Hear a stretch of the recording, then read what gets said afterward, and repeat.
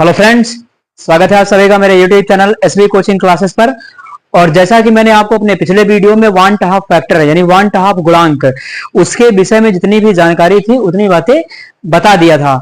आज हमें क्या करना है कि उसी वांट हाफ फैक्टर से संबंधित हमारा जो टॉपिक होता है डिग्री ऑफ डिसोसिएशन, यानी इसको कहते हैं वियोजन की मात्रा, और डिग्री ऑफ एसोसिएशन उसे कहते हैं संयोजन की मात्रा। तो डिग्री ऑफ एसोसिएशन और डिग्री ऑफ डिसोसिएशन ये दोनों निकाले जाते हैं वांट हाफ फैक्टर की सहायता से ही। यानी यहां पर जो वियोजन की मात्रा होती है इसको कहते हैं डिग्री ऑफ डिसोसिएशन। तो डिग्री ऑफ डिसोसिएशन या डिग्री ऑफ एसोसिएशन, इन दोनों का सिंबल एक ही होता है अल्फा। तो यहां पर हमें क्या करना होगा कि आज हमें वियोजन की मात्रा के लिए जो समीकरण आती है अल्फा निकालने के लिए, है ना, कि कोई कंपाउंड आपको दिया जाता है तो उसका वियोजन कितना परसेंट हुआ है, वहां पर आप उसको वांट हाफ फैक्टर की सहायता से कैलकुलेट कर सकते हैं। तो उसी इक्वेशन को क्या करना है, हमें डिराइव करना है। देखिए, मैंने आपको पहले भी बताया था कि जो इलेक्ट्रोलाइट होता है, जो विद्युत अपघट्य होता है, वो दो भागों में डिवाइड होता है। एक आपका वो होता है जो आयनित होता है, यानी आयनों में टूट जाता है, या जिसका वियोजन होता है। वियोजन या आयनन दोनों शब्द आपको मिल सकते हैं डिसोसिएशन के केस में। और दूसरा वो होता है जो संयोजित होता है, और संयोजित होने वाले का दूसरा नाम है संगुणित होना, यानी जुड़ जाना, ऐड हो जाना। उसका एग्जांपल मैंने अभी आपको करवाया था पिछले वीडियो में। मैंने आपको बताया था वांट हाफ फैक्टर में NaCl का एग्जांपल लिया था, वहां पर एसिटिक एसिड का एग्जांपल लिया था। तो उसी के लिए मुझे इक्वेशन को डिराइव करवाना है। तो चलिए देख लेते हैं। यहां पर ये डिसोसिएशन है, डिग्री ऑफ डिसोसिएशन को पहले ले लेते। तो यहां पर कोई कंपाउंड हम ले लेते हैं, एक जर्नल समझने के लिए कोई एग्जांपल ले लेते हैं। यहां पर एग्जांपल के तौर पर हमने ले लिया कि AN हमारा क्या है, कोई एक कंपाउंड, ये कोई भी अणु हो सकता है, कोई भी होगा। तो यहां पर AN क्या है, एक कंपाउंड है, एक यौगिक है, जो क्या होता है, वियोजित होता है, आयनों में टूटता है। वियोजित होता है, या कहीं कहीं पर देखेंगे तो आयनित होता हुआ भी लिखा होगा। तो वियोजित कहें या आयनित कहें, तो AN है और इससे बन गया Na, ये वियोजित होकर के Na बना दिया। अब यहां पर क्या करना होगा, यहां पर आपको निकालना होगा वांट हाफ फैक्टर, यानी वांट हाफ गुणांक। अब वांट हाफ गुणांक का फार्मूला क्या होता था, तो वांट हाफ गुणांक को स्मॉल आई से रिप्रेजेंट करते हैं, और वांट हाफ गुणांक बराबर फार्मूला था संयोजन या वियोजन के पश्चात कणों की संख्या अपॉन संयोजन या वियोजन से पहले कणों की संख्या, ये फार्मूला होता था। तो यहां पर केस कौन सा है, तो यहां पर केस है आपका वियोजन का, यानी डिसोसिएशन का। तो यहां पर जो आपको आयनिक कंपाउंड दिया होगा वो आयनों में टूटेगा, उसका वियोजन होगा या उसका आयनन होगा, है ना। तो यहां पर देखिए AN लिखा हुआ है, तो ये है आपका क्या, अभिकारक, और ये है उत्पाद। समझने के लिए इसको क्या कह सकते हैं, ये आपका रिएक्टेंट है अभिकारक, और ये सामने बना हुआ क्या है, उत्पाद है, यानी प्रोडक्ट। तो यहां पर देखते जब समय क्या है कि t बराबर 0 है, यानी अभी समय कुछ भी नहीं बीता है, केवल आपने क्या है, रिएक्टेंट को लाकर के रख दिया, अभिकारक को लाकर के रख दिया है, कोई प्रोडक्ट अभी नहीं बनाया है, कोई उत्पाद नहीं बनाया है ना। तो यहां पर t बराबर समय कितना है, 0 है। तो मान लिया कि ये जो आयनिक कंपाउंड, इसका मोल कितना है, तो 1 मोल कंसीडर कर लेते हैं। शुरुआत हम 1 मोल से ही कंसीडर करेंगे इसको। तो मान लेते हैं कि इसका मोल कितना है, इसका मोल है 1। अब यहां कोई संख्या तो लिखी है नहीं, तो यहां पर हम इसका मोल मान लेते हैं कितना है कि ये 1 मोल है। तो यहां पर अभिकारक का 1 मोल या इस आयनिक कंपाउंड का 1 मोल है। अभी ये डिसोसिएट तो हुआ नहीं, तो बनेगा भी कुछ नहीं। तो यहां बनने वाला जो उत्पाद है वो क्या होगा, 0, उसकी क्वांटिटी क्या होगी, 0 होगी। तो यहां पर ये 0 हो जाएगा, है ना। तो t बराबर 0 समय पर क्या है कि इसका 1 मोल है, और अभी ये डिसोसिएट नहीं हुआ है, ये वैसे का वैसे रखा हुआ है, तो प्रोडक्ट अभी हमें कुछ नहीं मिलेगा। तो यहां पर जो इसका मोल है वो कितना हो जाएगा, 0। अब यहां पर देखिए t बराबर t समय पर, यानी t बराबर t समय कहने का मतलब ये है कि कुछ समय बीत गया है। तो t बराबर t समय पर इसका कुछ वियोजन हो जाएगा, कुछ आयनन हो जाएगा। अब ये आयनों में टूट जाएगा। तो यहां पर वियोजन के लिए हम इसकी जो क्वांटिटी है वो मान लेते हैं अल्फा, है ना। तो 1 इसका क्या है, 1 इसका ये मोल है। कितना मोल था, तो 1 मोल था। इसमें से मान लिया कि ये वियोजित हो गया अल्फा। कितना वियोजित हो गया, अल्फा। तो अगर ये अल्फा वियोजित हुआ है तो आपको मात्रा पता करना है कि कैसे कैलकुलेट होगा, कितना ये कैलकुलेट हुआ है या कितना वियोजित हुआ। तो 1 से अल्फा माइनस करेंगे, तो यहां से मान लिया कि इसमें से अल्फा वियोजित हो गया, अल्फा टूट गया। ये कोई भी कंपाउंड हो सकता है। अभी एग्जांपल भी मैं आपको करवाऊंगा, है ना, ताकि आपको पूरी बात क्लियर हो जाएगी।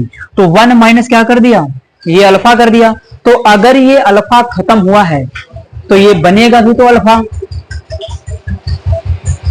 यहां पर क्या होगा कि 1 माइनस अल्फा ये हो गया, तो बनेगा कितना, ये है ना।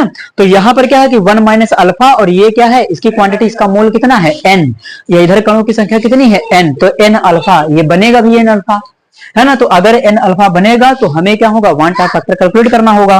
वियोजन के पश्चात कणों की संख्या या वियोजन के बाद कणों की संख्या कहां पर है, यहां पर।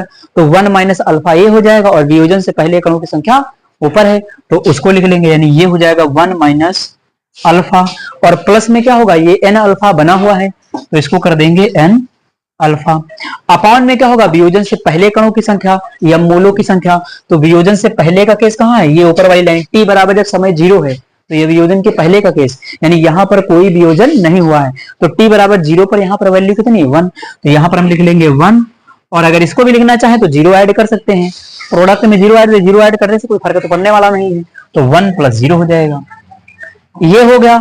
अब देखिए इसमें क्या कर लेंगे, अब यहां से वैल्यू तो इसकी तो खत्म ही हो जाएगी, तो बचेगा क्या आपके पास कि 1 माइनस अल्फा और प्लस n अल्फा, इतना डाटा बचेगा केवल, क्योंकि डिवाइड करेंगे नीचे अगर 1 से तो वो तो वही रहेगा।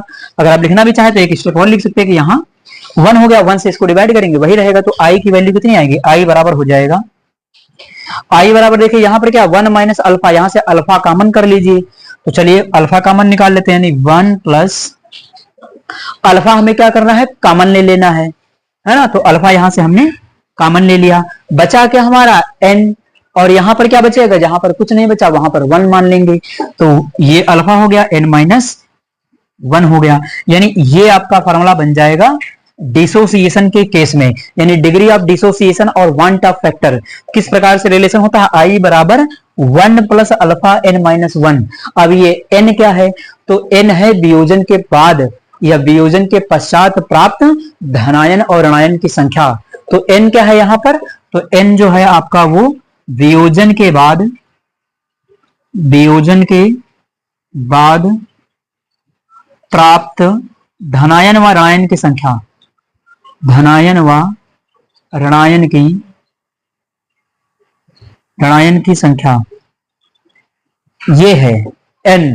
n क्या होगा, कोई भी आयनिक कंपाउंड आपको दिया जाएगा तो वो वियोजन के बाद, टूटने के बाद कितने प्लस और माइनस का चार्ज बना रहा है, यानी कितना आवेश आ रहा है उसमें, आयनों की संख्या कितनी है धनायन या ऋणायन की, तो उसकी संख्या क्या होगी, n होगी। n की वैल्यू यहाँ, ये तो आपको क्लियर समझ में आ रहा होगा कि यहाँ से अल्फा कैसे कॉमन लिया है। अगर नहीं समझ में आता तो मैं बता देता हूं आपको कि यहाँ पर कैसे हुआ है। यहां से देखिए अल्फा कॉमन लिया है तो 1 हो गया, अल्फा कॉमन लिया तो अल्फा की जगह पर देखिए क्या होगा, यहां पर क्या बचेगा, 1 बचेगा। उसके बाद क्या है, यहां से बच गया आपका n। अल्फा को तो मैंने बाहर कॉमन निकाल लिया है, तो अल्फा मान लिया, 1 मिनट के लिए समझ लेते कि अल्फा हमारा इस साइड में कहीं होगा, यहाँ अल्फा मैंने कॉमन निकाल लिया है। अब इसको क्या किया, इसको रीअरेंज करके केवल लिख दिया है, यानी यहां से क्या बनेगा, देखिए i बराबर ये -1 तो लिखा ही है, तो यहां से 1 हो जाएगा, और ये अल्फा मैंने कॉमन लिया था दोनों जगह से, तो ये अल्फा हो जाएगा, प्लस का n माइनस का 1, तो यहां से n और माइनस का 1, ये अरेंज करके मैंने आपको यहां पर लिख करके बता दिया है। तो इस प्रकार से आप यहां से अल्फा क्या है, अल्फा है वियोजन की मात्रा। अगर अल्फा कैलकुलेट करना हो तो वो भी आप कैलकुलेट कर सकते हैं, या आपको आई कैलकुलेट करना हो तो वो भी कैलकुलेट कर सकते हैं।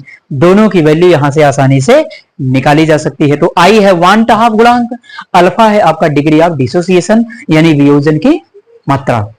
ठीक, तो इस प्रकार से इसके लिए हमें क्या होता है, वियोजन की मात्रा के लिए ये इक्वेशन मिल जाती है। कहीं कहीं पर आप देखेंगे कि ये जो अल्फा होता है यहां पर लिखा होगा, तो कोई गलत नहीं है, कोई दिक्कत, कोई समस्या, कोई परेशानी नहीं है ना। अल्फा यहां भी लिख सकते हैं, अल्फा यहां भी लिख सकते हैं, है तो मल्टीप्लाई में ही, है कि नहीं, ये है तो मल्टीप्लाई में ही इसके, तो चाहे यहां लिख लीजिए चाहे यहां लिख लीजिए, कोई दिक्कत नहीं। तो इस प्रकार से ये हो जाता है आपका वियोजन की मात्रा। आप इसका स्क्रीनशॉट ले लीजिए, फिर मैं इसके क्वेश्चन आपको सॉल्व करवाता हूं। तो चलिए, अब डिसोसिएशन पर मैंने पहला एग्जांपल ले लिया है कि NaCl कितना वियोजित हो रहा है। NaCl के 50% वियोजन के लिए वांट हाफ गुणांक की गणना कीजिए। तो कह रहा कि 50% वियोजन हो रहा है, तो यहां पर हमें क्या करना है, आई क्या कैलकुलेशन करना है, यानी वांट हाफ गुणांक बताना कितना आएगा। तो मैंने आपको पहले भी बताया था, इसके पहले जो मेरा वीडियो था उसमें मैंने आपको वांट हाफ गुणांक के बारे में बताया था।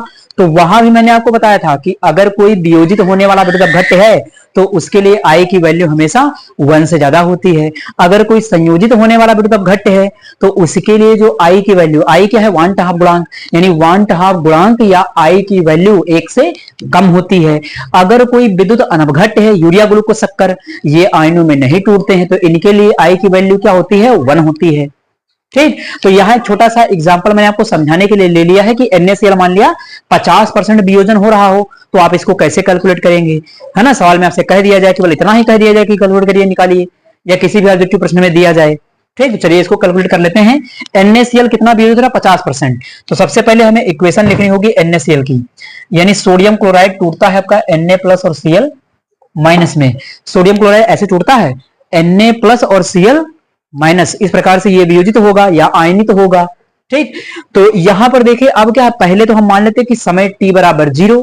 तो चलिए t बराबर 0 समय मान लेते हैं कि t बराबर जब समय आपका 0 है, और अगर t बराबर समय कितना है 0 है तो कोई भी उत्पाद हमें नहीं मिलेगा, है ना। कुछ भी बनाने के लिए लाइए, जैसे घर में, है ना, चावल वगैरह दाल वगैरह कुछ भी लाइए, है ना। तो मान लिया अगर कुछ समय बीता नहीं, आपने कुछ किया ही नहीं, सामग्री क्या होगी वैसे की वैसे रखी रहेगी, आपको प्रोडक्ट कुछ भी नहीं मिलने वाला है ना।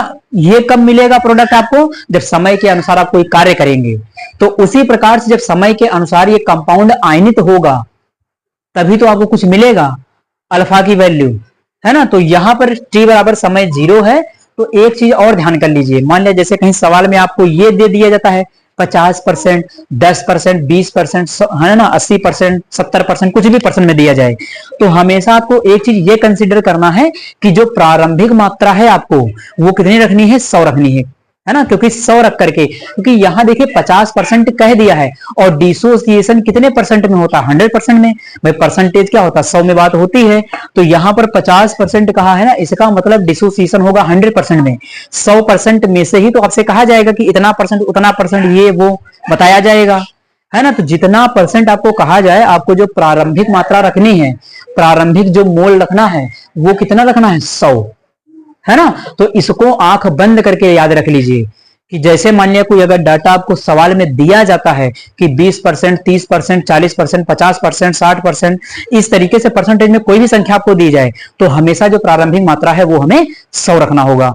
और अगर आपको परसेंटेज कोई नहीं दिया जाता है तो आप उसको मानेंगे कि वो प्रबल विद्युत अपघट्य है, यानी उसके लिए अल्फा की वैल्यू 1 है। और अल्फा की वैल्यू 1 होने का मतलब क्या है कि वो 100% डिसोसिएट होता है। मान लिया किसी में आपको वियोजन नहीं दिया कि कितना टूट रहा या कितना आयनित हो रहा, तो वहां पर आप उसको 100% वियोजन मान करके सॉल्व करेंगे, आंसर बिल्कुल सही आएगा। ठीक, तो यहां पर कितना कह दिया 50%, तो हमें प्रारंभिक मात्रा कितनी रखनी होगी 100, क्योंकि 100 में से ही तो डिसोसिएट होगा जितना भी हो। ठीक, तो चलिए लिख लेते हैं t बराबर 0 समय पर इसका मोल कितना है, तो इसका सोडियम क्लोराइड का मोल है आपका 100 यानी 100। तो t बराबर 0 समय पर तो ये तो कुछ बनेंगे नहीं, इधर 0 इधर 0, उत्पाद तो अभी आपको कुछ मिलेगा नहीं, क्योंकि जब समय के अनुसार कार्य नहीं हुआ तो उत्पाद कहां से मिलेगा। ठीक, तो ये हो गया। t बराबर t समय पर आ जाइए। अब t बराबर कुछ समय बीत गया तो कुछ समय बाद कुछ ना कुछ तो प्रोडक्ट आपका आयनाइज हुआ होगा, यानी ये जो अभिकारक है, जो आयनिक कंपाउंड है, ये कुछ ना कुछ तो आयनित हुआ होगा। और कितना आयनित हुआ तो वो सवाल में आपसे बता दिया एग्जाम्पल में कि 50% आयनित हुआ है, यानी t बराबर t समय पर ये कितना आयनित हुआ है 50%, 50%। तो चलिए 100 माइनस कर देते हैं, 100 माइनस कितना कर देंगे 50, ये वही अल्फा है, अल्फा ही तो बताता है कि कितना वियोजित हुआ है। तो यहां पर कितना वियोजित हुआ था 50%। मैंने अभी आपको बताया था कि अल्फा क्या होता है वियोजन की मात्रा या फिर संयोजन की मात्रा भी कह सकते हैं इसको। ठीक, तो अल्फा की वैल्यू यहां पर कितनी थी 50%, तो 100 माइनस कितना कर दिया 50%। अब यहीं पर सोचिए अगर मैंने यहां पर 1 रखा होता तो 1 से -50 करते तो वो तो गलत हो जाता। जब आपको डाटा नहीं दिया जाएगा परसेंटेज वाला तब आपको 1 रख करके कैलकुलेट करना है उसको। अगर ये डाटा आपको परसेंटेज में दिया जाएगा तो आप 100 रख करके सॉल्व करेंगे तब उसका आंसर मिलेगा। तो चलिए, तो 100 माइनस 50 हो गया। तो अगर इसमें से 50 टूटा तो ये 50 बनेगा, ये 50 बनेगा, दोनों 50-50 बनेंगे, है ना। तो 50 कौन बनेगा 50 बनेगा Na यानी सोडियम प्लस, और 50 कौन बनेगा Cl भी तो बनेगा। दो प्रोडक्ट बन रहे हैं ना, एक कंपाउंड से दो प्रोडक्ट बन रहे हैं। तो अगर दो प्रोडक्ट बन रहे हैं तो अगर ये 50 टूटा तो 50 मोल इसका बनेगा, 50 मोल इसका बनेगा। है कि नहीं? तो 50-50 की क्वांटिटी इन दोनों की होगी। अब यहां पर आई का फॉर्मूला लगा दीजिए, 1/2 फैक्टर। अब आई का फॉर्मूला क्या होता है? तो यहां पर वियोजन चल रहा है, तो हम क्या फॉर्मूले में लिखेंगे? वियोजन के पश्चात कणों की संख्या या वियोजन के पश्चात मोलों की संख्या अपॉन वियोजन से पूर्व मोलों की संख्या या वियोजन से पहले मोलों की संख्या, है ना? तो चलिए इसको लिख लेते हैं। तो वियोजन के बाद कितना मिलेगा? वियोजन के बाद आपका केस यहां पर है, जहां पर समय कुछ बीता हुआ होता है। ये केवल लाइन में आपको समझाने के लिए खींच देता हूं। ये डाटा आपको क्या बता रहा? वियोजन के बाद देखो t बराबर t समय पर ही तो कुछ ना कुछ हुआ होगा वियोजन। तो यहां पर ये क्या है? ये है वियोजन के बाद का केस, यानी ये वियोजन के बाद की बात है। तो अगर ये वियोजन के बाद की बात है तो इसको इंग्लिश में ऑब्जर्व्ड क्वांटिटी भी कह देते हैं, है ना? ऑब्जर्व्ड क्वांटिटी वो है जो हमें एक्सपेरिमेंटल तौर पर मिलती है। और इसको क्या कहते हैं? ये जो वियोजन से पहले है, वियोजन से पहले वाली क्वांटिटी कहां पर है? t बराबर 0 समय पर, यानी ये क्या है? ये है आपका वियोजन से पहले। तो वियोजन से पहले वाले को हम थ्योरेटिकल मान लेते हैं, क्योंकि वियोजन से पहले वाली की वैल्यू हमने सोचा होता है और ये वैल्यू जो हमें होती है वो ऑब्जर्व होती है, एक्सपेरिमेंटल तौर पर मिलती है। ठीक, तो यहां पर क्या हो जाएगा? आप फॉर्मूला लगाइए, वियोजन के बाद मोलों की संख्या या कणों की संख्या अपॉन वियोजन से पहले मोलों की संख्या या कणों की संख्या। तो वियोजन के बाद कितनी संख्या है? देखिए यहां पर ये है, दिया गया है 100 - 50 और 50-50 ये सब दिया गया। तो चलिए कर लेते हैं 100 - 50 और इन दोनों को भी तो ऐड करेंगे, तभी तो टोटल पता चलेगा कि कितना हमें वियोजन जो है आना चाहिए इसका, या कितना 1/2 फैक्टर इसका आएगा। तो चलिए इसको 50 को इसको ऐड करेंगे और 50 ये ऐड करेंगे, पूरा ऐड करेंगे। ये तो समझ में आया होगा कि ये वियोजन वाली लाइन है, तो हमने वियोजन के लिए नीचे लिख लिया, फार्मूले में यही होता था। और नीचे क्या होता है? वियोजन से पहले कणों की संख्या। तो यहां पर कर लेते हैं, लाइन खींच लेते हैं और ये लिख लेंगे ऊपर वाली लाइन, यानी 100 + 0 लिख सकते, कोई फर्क नहीं पड़ने वाला है। तो 0 यानी 100 + 0 लिख भी देंगे तो कोई फर्क नहीं पड़ने वाला है। ठीक, तो यहां पर क्या हो जाएगा? देखिए एक 50 का प्लस ये माइनस का 50 और ये प्लस का 50 तो कैंसिल आउट हो जाएगा। 100 और ये 50, तो 100 और 50 कितना हो जाएगा? 150, यानी यहां पर क्या होगा? 150 हो जाएगा। और नीचे 100 में चाहे जितने जो जीरो जोड़ दीजिए तो कितना रहेगा? 100 ही रहेगा। तो ये आपका 100 हो जाएगा। 10 से 10 कैंसिल हो जाएगा, 15 को 10 से भाग कर लीजिए, 1.5 आपको मिल जाएगा। यानी यहाँ 1/2 फैक्टर की वैल्यू कितनी आ गई? 1.5। तो देखिए आई की वैल्यू कितनी निकाल लिया है? आई की वैल्यू आ गई आपकी 1.5, ये निकाल लिया। और मैंने आपको पहले भी बताया था कि अगर वियोजित होने वाला वृत्त अपघट्य है तो उसके लिए आई की वैल्यू हमेशा 1 से ज्यादा होगी। तो यहां पर देखिए आया कि नहीं आया? 1.5 का मतलब कितना है? 1.5 है ना? तो 1.5 1 से ज्यादा है ना, तो हमेशा याद रखिएगा कि वियोजित होने वाले वृत्त अपघट्य के लिए जो आई की वैल्यू होगी वो हमेशा क्या होगी? 1 से ज्यादा होगी। सामने ये आपका फार्मूला लिखा हुआ है, आप चाहें तो इसमें से क्या कर सकते हैं? इसमें से अल्फा फाइंड कर सकते हैं। यानी यहां आपको 50% कह रहा था, इस फार्मूले में जरा आई की वैल्यू 1.5 रख करके सॉल्व कर लीजिए, यहां से अल्फा आपको 50% मिलेगा। मिलेगा कि नहीं मिलेगा? अगर नहीं मिलेगा तो बताइएगा, इसको सॉल्व करिएगा, मिल जाएगा। आई की वैल्यू 1.5 रख करके यहां सॉल्व करिएगा और ये अल्फा कैलकुलेट करिएगा। हाँ, एक दिक्कत हो सकती है कि एन की वैल्यू आपको प्रॉब्लम आए, तो एन की वैल्यू प्रॉब्लम क्या उसने? Na और Cl, यानी एक Na प्लस मिल रहा है, एक Cl माइनस मिल रहा है। तो यहां पर कितने आयन मिल रहे हैं? 2। तो 2 आयनों की संख्या, तो एन की वैल्यू कितनी हो जाएगी? 2 हो जाएगी। तो आप इसका स्क्रीनशॉट ले लीजिए, फिर मैं आपको इसको भी कैलकुलेट करके आपको बता ही देता हूं। तो चलिए मैं आपको बता देता हूं। देखिए आई की वैल्यू मैंने अभी आपको निकाल के दिखाया, आई की वैल्यू कितनी आई? 1.5। अब मान लिया कि कहीं सवाल में आपको 1/2 फैक्टर दे दिया जाए और आपसे पूछ लिया जाए कि बताइए इसका डिग्री ऑफ डिसोसिएशन कितना है या डिग्री ऑफ एसोसिएशन। एसोसिएशन की बात कभी नहीं कर रहे हैं, अभी तो डिसोसिएशन की बात चल रही वियोजन की। तो यहां पर मान लिया आई दे दिया गया, 1/2 फैक्टर किसी सवाल में आपको दे दिया गया और आपसे कहा गया कि वियोजन की मात्रा कैलकुलेट करिए, 1 नंबर का ऑब्जेक्टिव प्रश्न। तो यहां पर देखिएगा क्या होगा। अब जरा फार्मूले को याद करिए, तो फार्मूला क्या होता है? तो आई बराबर, सामने फार्मूला लिखा हुआ है कि आई बराबर, सामने देखिए लिखा हुआ कि 1 + अल्फा n - 1।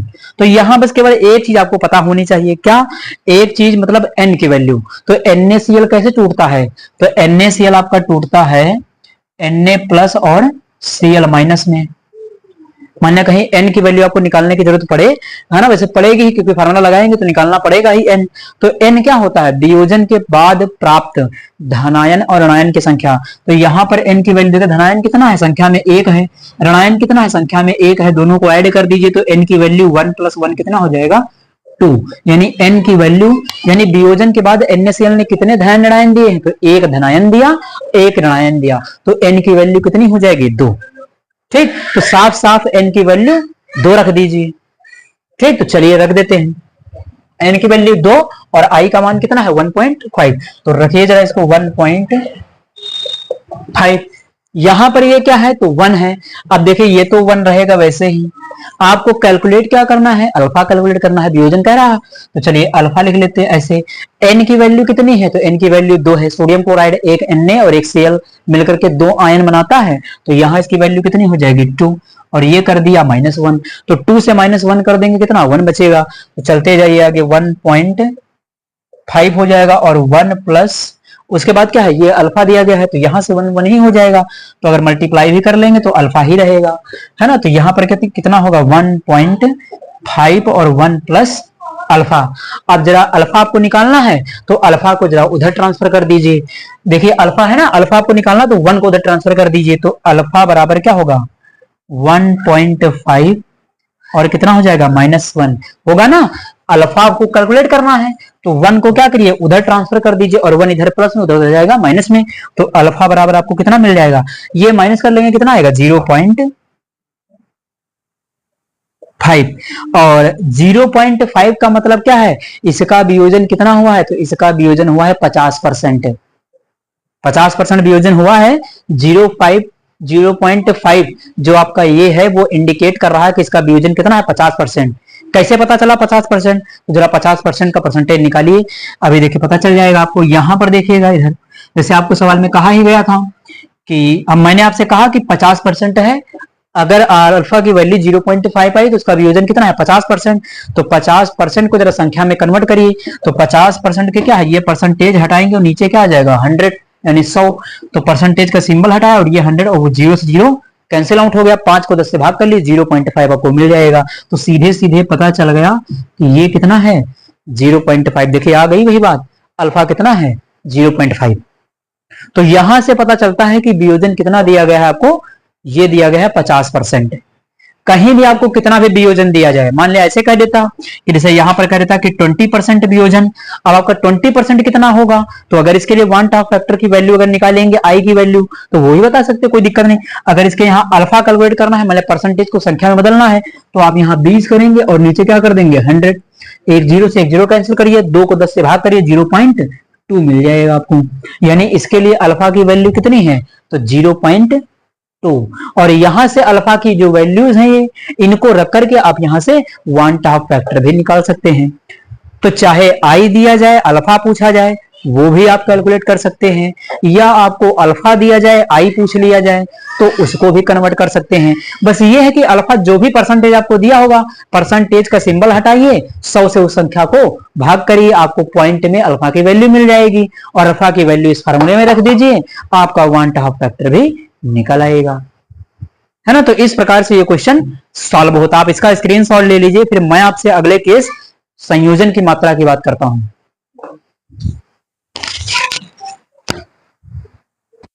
तो चलिए हम डिस्कशन कर लेते हैं आपसे अगला केस जो हमारा है संयोजन की मात्रा यानी डिग्री ऑफ एसोसिएशन।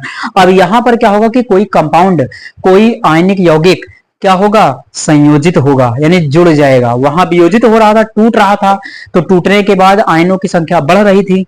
यहां पर क्या होगा, यहां पर संयोजन होगा, और संयोजन के बाद आयनों की संख्या क्या होगी, कम हो जाएगी। ठीक, तो चलिए यहां पर वही एग्जांपल हम ले लेते हैं, एक जनरलाइज एग्जांपल ले लेते हैं, फिर मैं आपको एग्जांपल लेकर भी क्लियर करूंगा। तो चलिए यहां पर ले लेते हैं जैसे Na और इससे बन गया हमारा An। ये एक जर्नल है, आप किताब वगैरह में देखेंगे तो सब ऐसे लिखा हुआ मिलेगा, इसलिए मैं आपको किताबी भाषा भी थोड़ा सा बता देता हूँ कि ये वहां भी आपको ताकि समझ में आए। मान लिया आप गलती से किताब देख ले तो किताब में आपको ये लिखा हुआ मिलेगा, तो ये कहेंगे कि एन क्या है, ये क्या है, तो ये कोई जनरल कंपाउंड ले लिया गया कुछ समझाने के लिए केवल। तो यहाँ पर क्या है, तो यहाँ पर ये जो है मान लिया कंपाउंड है और इसका मोल कितना है, तो ये मोल वही एन है ना। तो यहाँ पर क्या है कि ये संयोजित हो रहा और संयोजित होकर के ये कंपाउंड बन रहा है इधर, उत्पाद।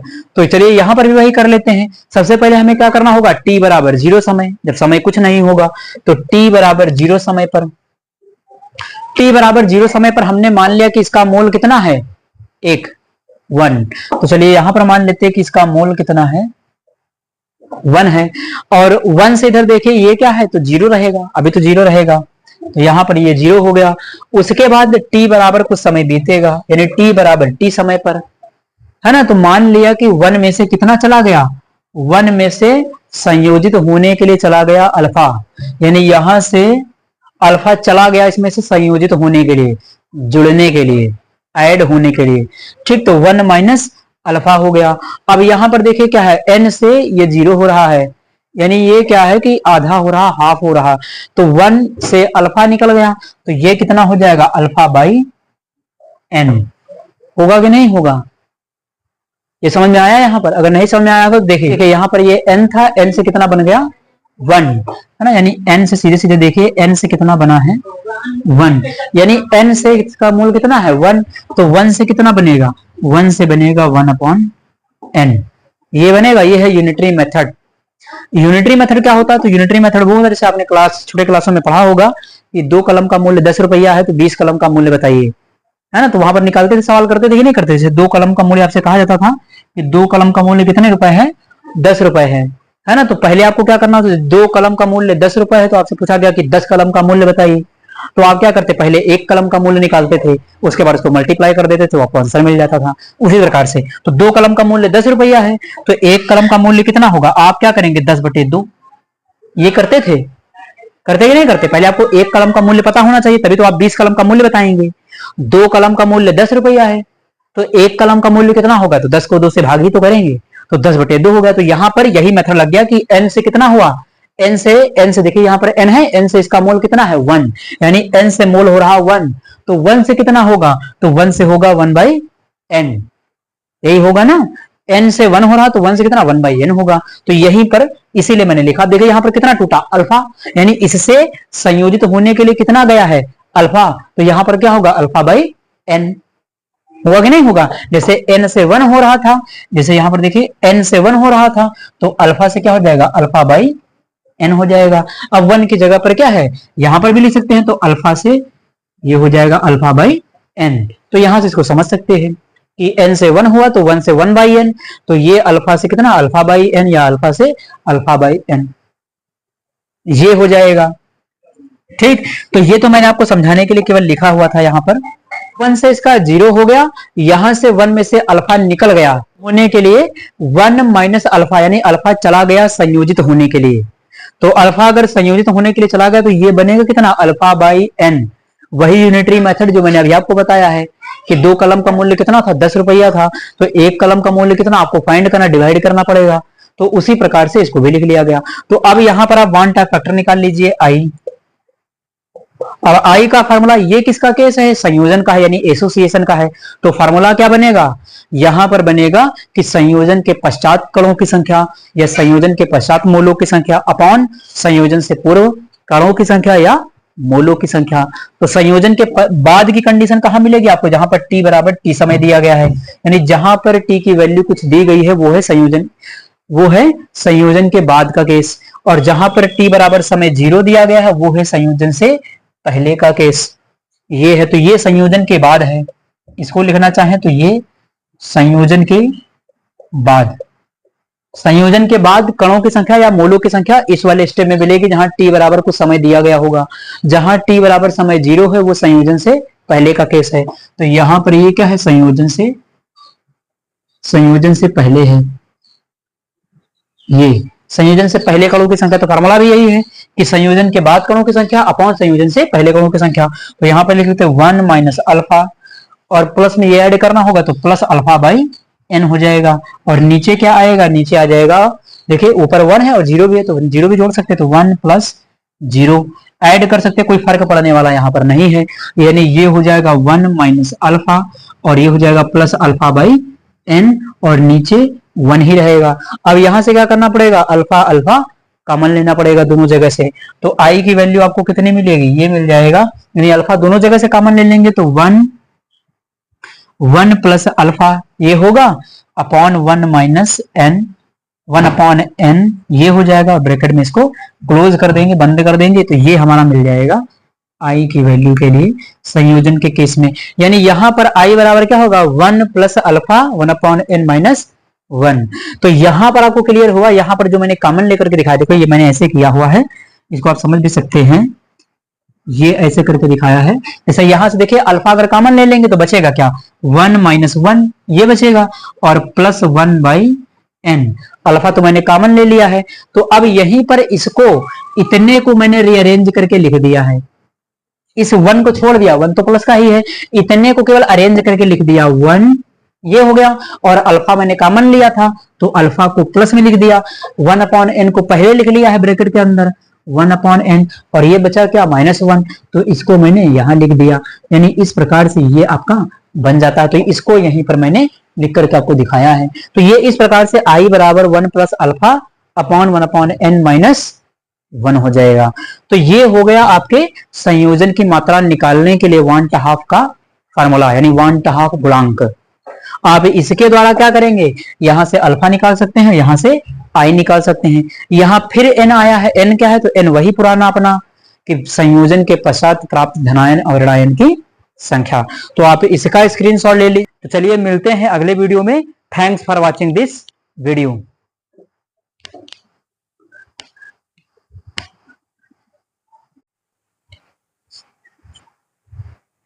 तो चलिए मिलते हैं अगले वीडियो में। Thanks for watching this video.